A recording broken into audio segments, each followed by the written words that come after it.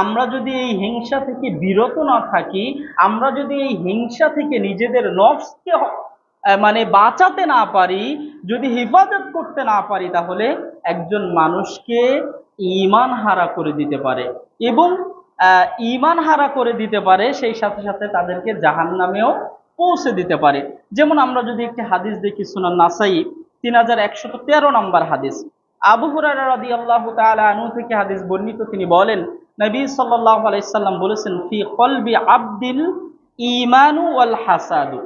আল্লাহ নবী বলছেন যে একজন ঈমানদার ব্যক্তির, একজন ঈমানদার যে প্রকৃত ঈমানদার দাবি করে, ওই ব্যক্তির অন্তরে ঈমান থাকবে আবার হিংসা থাকবে, এটা কখনোই হবে না। আমি আবারও বলছি, আল্লাহ নবী সাল্লাল্লাহু আলাইহি সাল্লাম বলছেন যে একজন ঈমানদার ব্যক্তি, সে ঈমানদার হবে, সে দাবি করবে আমি ঈমানদার, আবার তার কলবেও থাকবে হিংসা, সে হিংসা করবে, এই ব্যক্তি, এটা হতেই পারে না। মানে ঈমান থাকবে আবার হিংসা থাকবে, দুইটা একসাথে কারোর অন্তরে থাকবে না। হয় ঈমান থাকবে, হিংসা থাকবে না, আর তা নয় ঈমান যদি থাকে তাহলে হিংসা থাকবে না, আর হিংসা যদি থাকে তাহলে তার কি থাকবে না? ঈমান থাকবে না। এই হাদিসটা একটা গভীর অর্থ কিন্তু আমাদের সামনে উপস্থাপন করে দিচ্ছে। সেই গভীর অর্থটা কি? এর মূল কথা হলো, ঈমান এবং হিংসা যেটা হাদিসে বলা হয়েছে, দুইটাই একসাথে কারোর অন্তরের ভিতরে থাকবে না। ঈমান যদি থাকে তাহলে হিংসা চলে যাবে, আর হিংসা যদি কারোর অন্তরে থাকে তাহলে সে কি হবে? ঈমান তার ভিতর থেকে চলে যাবে। এই জন্য সম্মানিত হাজিরিন, আমাদের অন্তরটাকে হিংসা মুক্ত করতে হবে। আমাদের অন্তরটাকে যদি আমরা হিংসা মুক্ত না রাখতে পারি, তাহলে আমরা কখনো প্রকৃত কি হতে পারবো না? ঈমানদার হতে পারবো না। যখনই আমরা ঈমানদার হব, তখন আমাদের টার্গেট থাকবে যে আল্লাহ সুবহানাহু ওয়া তাআলা যেটা দিয়েছেন, আল্লাহ সুবহানাহু ওয়া তাআলা যেটা যে অবস্থাতে আমাকে রেখেছেন, আমার মুসলিম ভাইকে রেখেছেন, সর্ব অবস্থায় একজন ঈমানদার কি করবে? আলহামদুলিল্লাহ, শুকরিয়া আদায় করবে।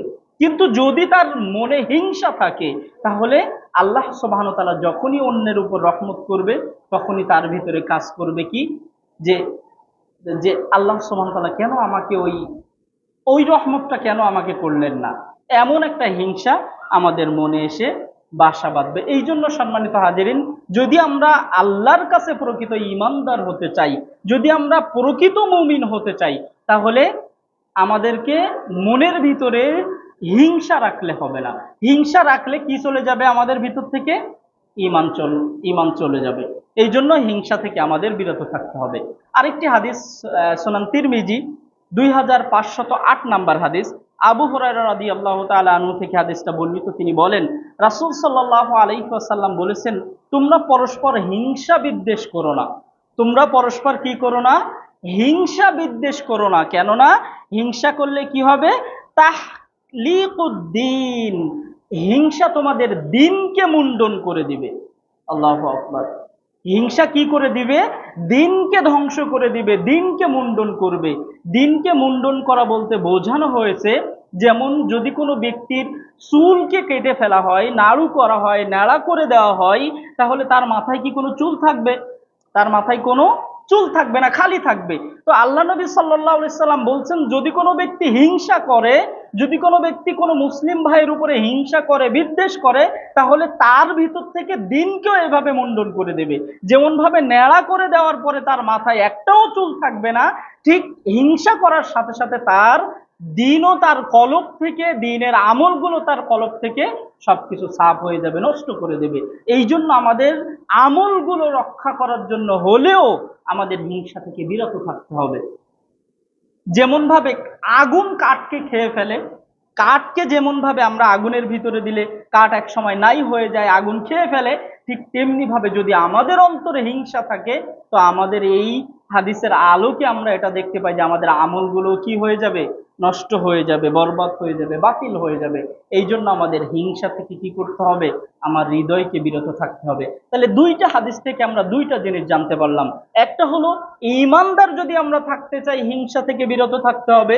দুই নাম্বার, যদি আমরা আমাদের আমলগুলো টিকাতে চাই, যদি আমরা আল্লাহ সুবহানাহু ওয়া তাআলা যে দিন দিয়েছেন এই দিনের উপরে কায়েম থাকতে চাই, তাহলে আমাদের হিংসা থেকে বিরত থাকতে হবে। তা না হলে চুল যেমন ভাবে মুন্ডন করে দিলে মাথায় কোনো চুল পাওয়া যাবে না, যদি আমরা হিংসা করি, যদি আমাদের কলবের ভিতরে এই রোগ এই ব্যাধি এসে বাসা বাঁধে, হিংসা নামক ব্যাধি, তাহলে আমাদের দিনের আমলগুলো সবকিছু কি হয়ে যাবে, বাতিল হয়ে যাবে, সবকিছু মুন্ডন হয়ে যাবে, দিনকে ঢেকে ফেলবে।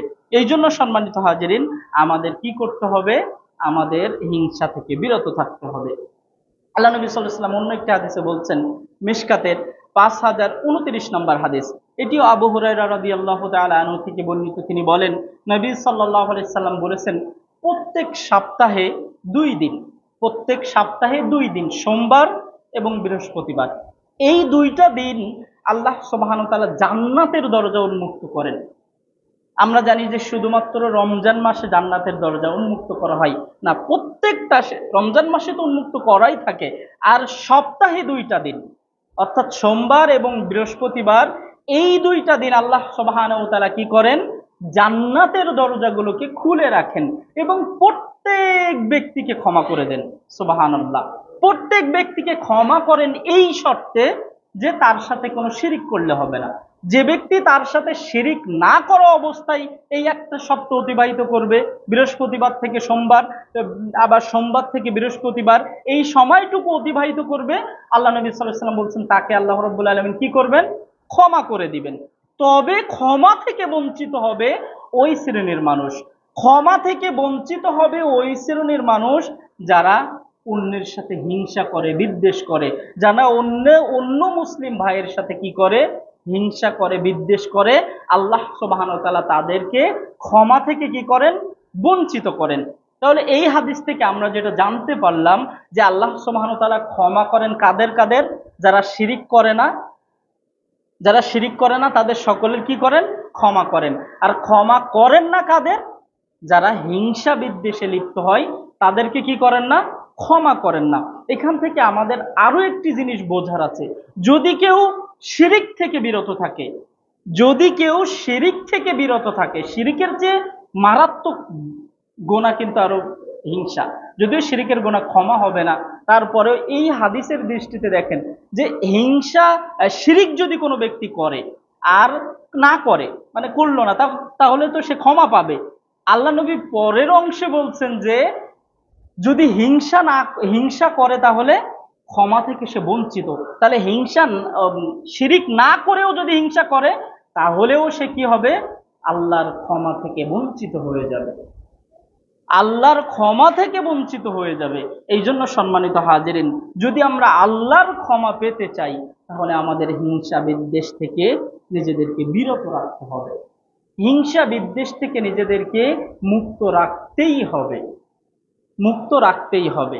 আরেকটি হাদিস আনাস ইবনে মালিক রাদিয়াল্লাহু তাআলা আনহু থেকে বর্ণিত, তিনি বলেন যে আমরা যদি হিংসা বিদ্বেষ না রাখি তাহলে কি হবে, আমরা যদি হিংসা বিদ্বেষ না রাখি তাহলে আমরা হিংসা করলে জানতে পারলাম যে প্রথম নাম্বার কি, ঈমান থাকবে না, দ্বিতীয় হলো আমাদের আমলগুলো নষ্ট হয়ে যাবে, আমাদের মাথা যেমন ভাবে কামানোর পরে মাথায় কোনো চুল থাকে না, আমাদের ভিতর থেকে দিন ঠিক সেভাবেই চলে যাবে। তৃতীয় নম্বর হাদিস থেকে জানতে পারলাম যে আল্লাহর কি হবে না, ক্ষমা পাবো না। এবার যদি আমরা হিংসা থেকে বিরত থাকি তাহলে কিটা হবে, এই অংশে আনাস ইবনে মালিক রাদিয়াল্লাহু তাআলা আনহু থেকে হাদিসটা বর্ণিত, তিনি বলেন যে আমরা একদিন আল্লাহ নবী সাল্লাল্লাহু আলাইহি ওয়াসাল্লামের সাথে বসা, আমরা সাহাবীরা অনেকে আল্লাহ নবীর সাথে বসা, এমন সময় আল্লাহ নবী বললেন যে এই এই মুহূর্তেই তোমরা দেখতে থাকো, এই মুহূর্তেই একজন জান্নাতি মানুষ আমাদের মধ্যে প্রবেশ করবে, একজন জান্নাতি মানুষ আসবে। তো তারা সাহাবীরা আগ্রহ নিয়ে দেখতে লাগলেন যে কে আসে সেই জান্নাতি মানুষ। তো একজন উজু অবস্থায় তার জুতা জোড়াটা হাতে করে নিয়ে মসজিদে প্রবেশ করলেন, এই ব্যক্তি হলো জান্নাতি। পরের দিন আবারও আল্লাহ নবী সাল্লাল্লাহু আলাইহি ওয়াসাল্লামের সাহাবীরা বসা, আল্লাহ নবী বললেন যে এই মাত্র কিছুক্ষণের ভিতরে একজন জান্নাতি মানুষ প্রবেশ করবে তোমাদের মাঝে। তো আনাস রাদিয়াল্লাহু তাআলা আনহু তিনি বলছেন যে ওই ব্যক্তি, কালকে যে ব্যক্তিকে বললেন ওই ব্যক্তি আবারও ওই অবস্থায় প্রবেশ করছে। তো তৃতীয় দিন আবারও আমরা আল্লাহ রাসূলের সাথে বসা, আল্লাহ নবী আবারও একই কথা বললেন যে আমার সাহাবীরা তোমরা দেখতে থাকো, এই মাত্রই একজন জান্নাতি মানুষ আমাদের ভিতরে প্রবেশ করবেন। তো আনাস রাদিয়াল্লাহু তাআলা আনহু দেখলেন যে ওই ব্যক্তি আবারও আজকেও যে যে ব্যক্তি আসলো সে ওই ব্যক্তি, অর্থাৎ 3 বার করে 3 দিন করে আল্লাহ নবী বললেন যে এই ব্যক্তি জান্নাতি। তো এই কথা বলে আল্লাহ নবী চলে গেলেন, ওই স্থান থেকে চলে গেলেন।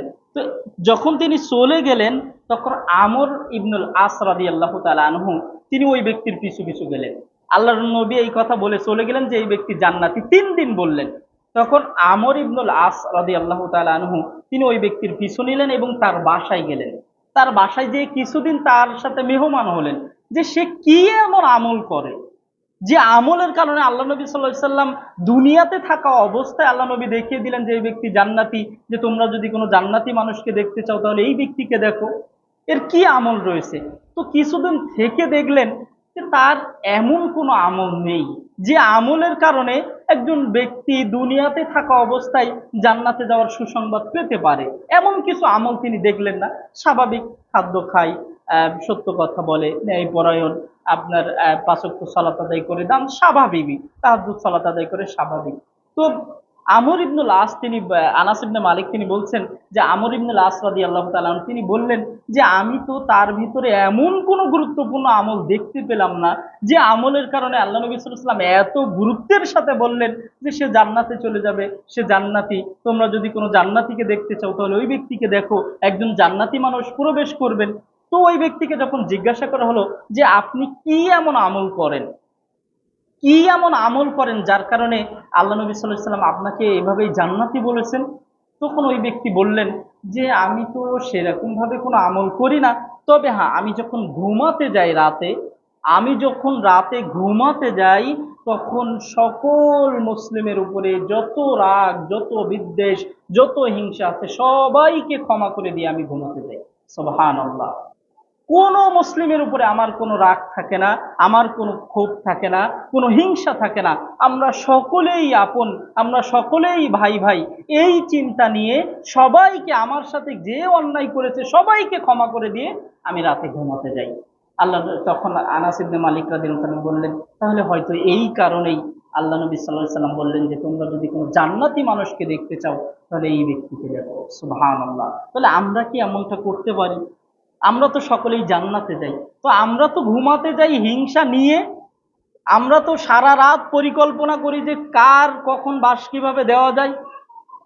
শব্দটা একটু খারাপ ভাবে অন্যভাবে নিয়েন না, আমাদের কল্পনা থাকে এমন, আমরা যখন ঘুমাতে যাই তাহলে কালকে কার ক্ষতি করব, আজকে সারাদিন তো ওর সাথে ঝগড়া বিবাদ করেছি, কালকে কিভাবে ওকে আপনার ক্ষমা তো তা না, কালকে ওকে কিভাবে ক্ষতি করা যায়, এই পরিকল্পনা করতে করতে আমাদের ঘুম।